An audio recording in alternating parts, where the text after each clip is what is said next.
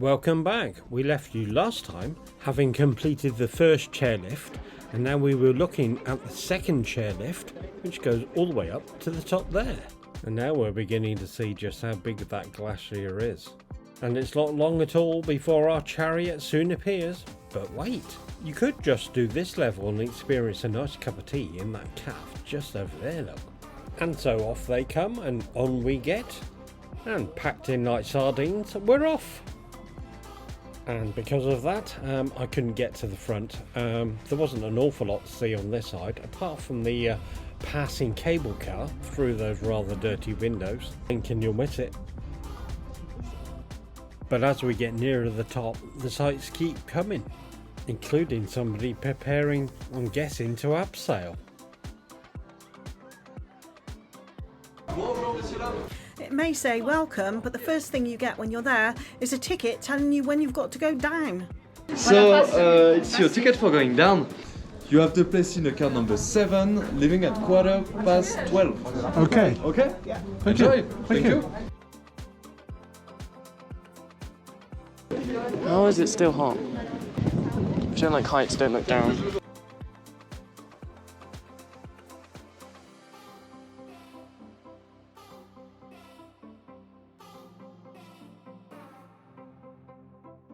And now it's time for the very final ascent. It's a lift, and a very small one.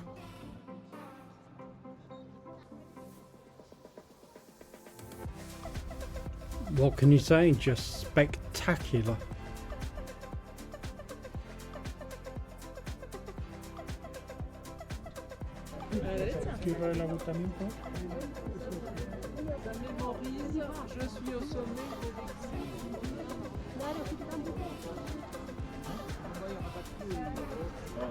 So if you're wondering why I'm breathing rather heavily, it's because the air is actually quite thin up here. You are warned about this, but either way, it doesn't stop you looking at this.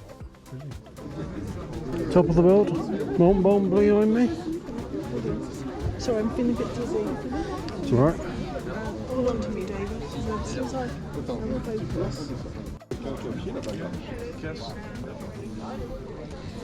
And now it's time to queue yet again, this time for the void. Hold on to your hats, because even the floor is made of glass, look.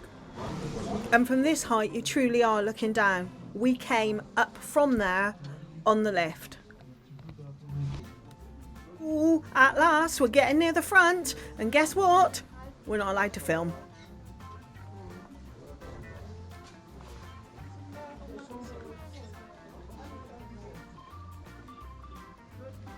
And coming up, pay particular attention to our feet, because we had to wear some really snazzy slippers that go over your shoes.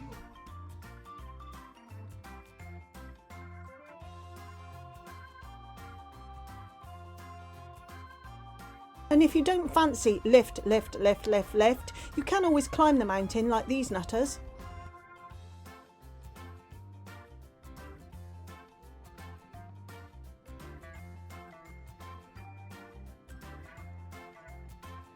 There's even helicopters up here. And so back down.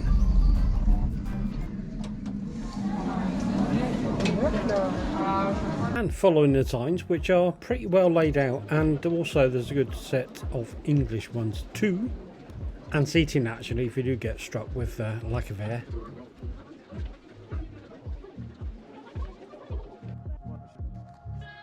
There's a cafeteria, restaurant, souvenirs. Now the shop's contents and prices, you can pretty much find that they're all down the bottom in the actual town centre itself, but you're paying a slight premium for what's up here, to be fair. But it is lunchtime and I'm hungry. And we go to the restaurant, which has one hell of a view, but sadly the most disappointing meal of our holiday. Do you remember the ticket? It's time to make a move. 7? Wait, number 7? So there we go, we're on the way down to the middle service station, that's what I'm going to call it, and you'll see a cable car coming up.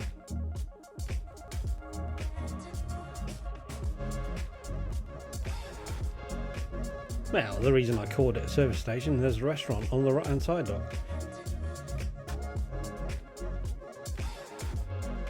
And there we have it. What an absolutely brilliant experience. And if you're coming to this neck of the woods, I'd thoroughly recommend it.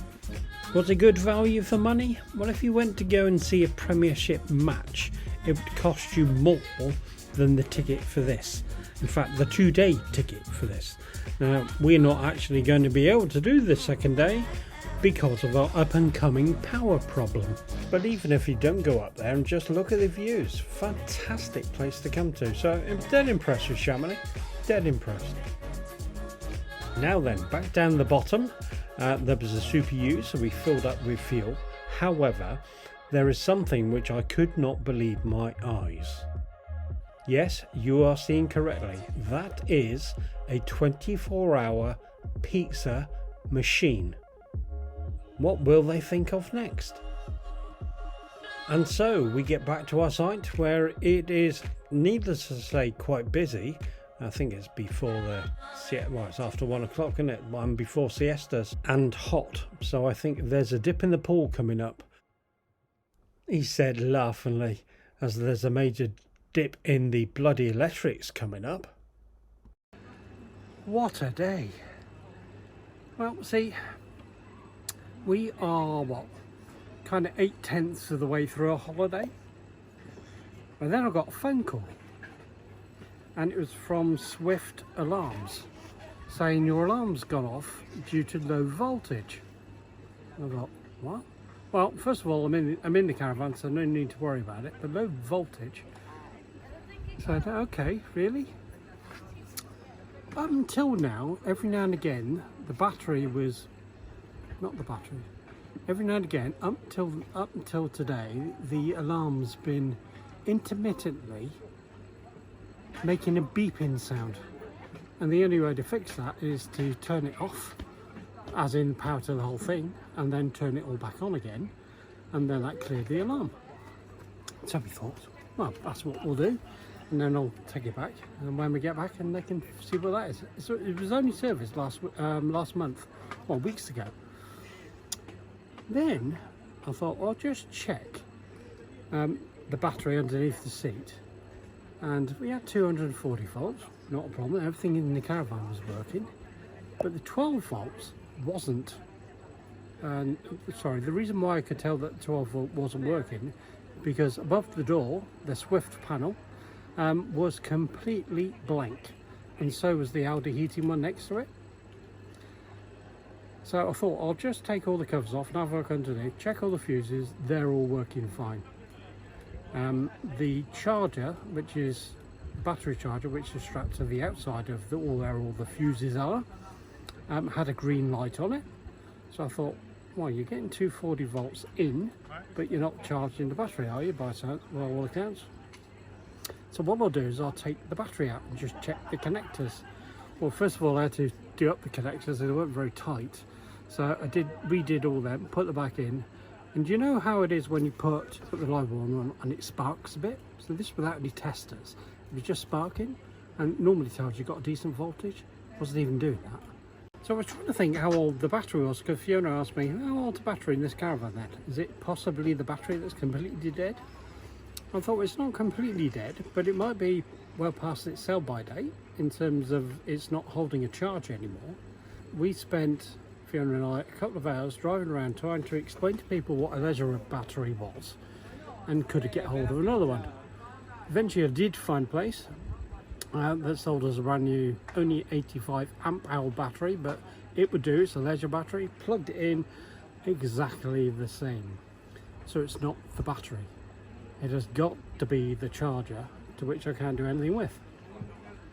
So 240 volts is working, so that's fine. We still have an external fridge, which is now holding all our food. So we thought, that's all right. The hydraulics on this are separate to the 12 volt system, so I can take those up. The only things that won't work are the motor movers, which is fine. They're not attached anyway, and I could swing out of this space, not a problem. So we are travelling back up to Calais tomorrow, and then Dover, and then home.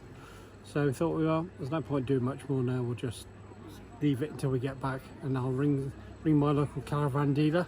So we're just packing everything up, and then we thought, oh yeah, satellite dish is up, so we need to retract that. Guess what you can't do?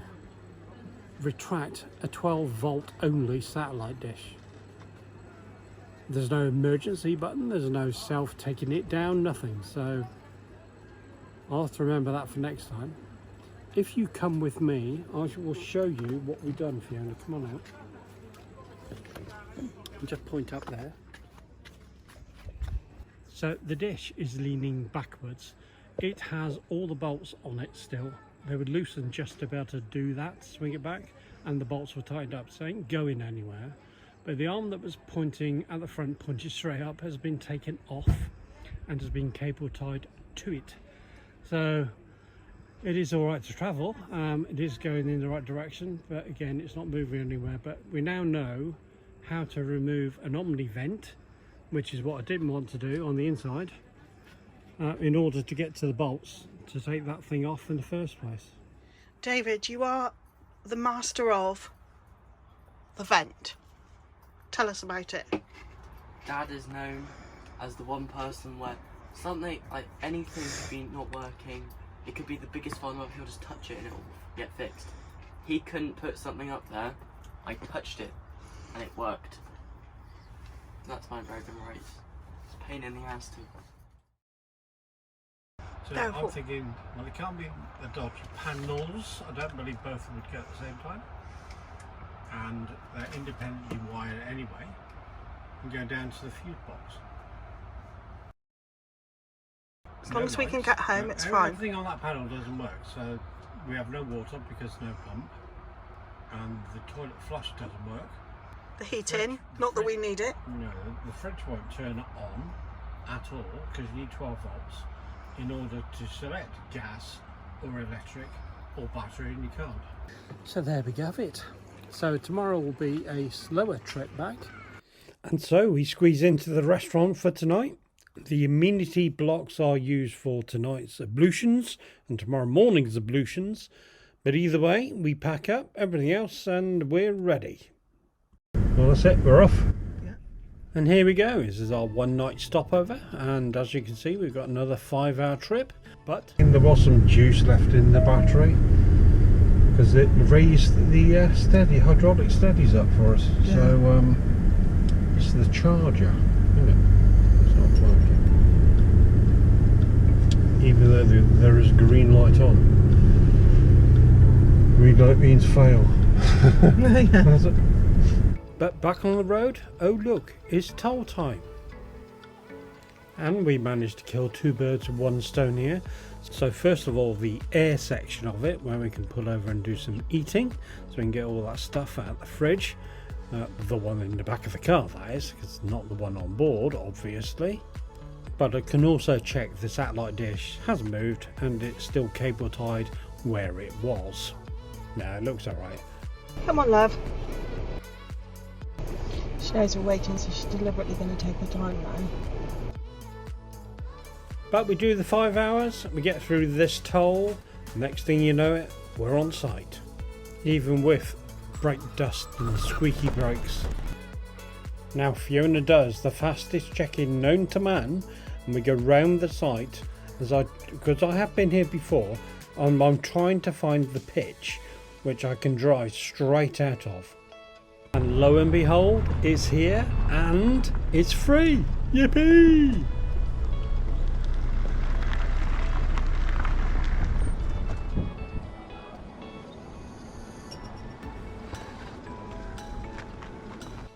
Now what a Brucey. So we check the coast is clear, both front and back we go.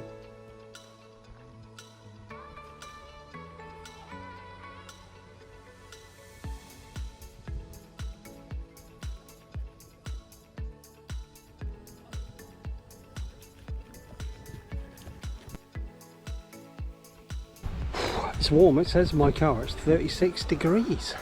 But we're here. So maybe I'll just leave it hooked up and off we go.